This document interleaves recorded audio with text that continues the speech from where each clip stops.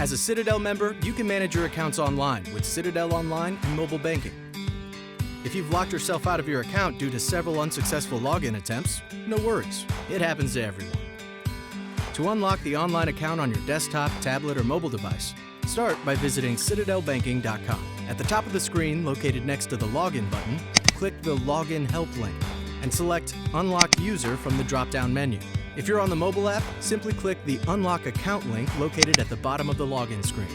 On the User Lockout Reset screen, select the tab labeled User Unlock and Reset Password. Complete the required fields. Once you have filled out all the fields, click the Continue button. You'll receive a confirmation message letting you know you've successfully unlocked your account. Next, you'll need to change your password. Follow the prompts on the screen to reset your password, register your device, and request a new secure access code.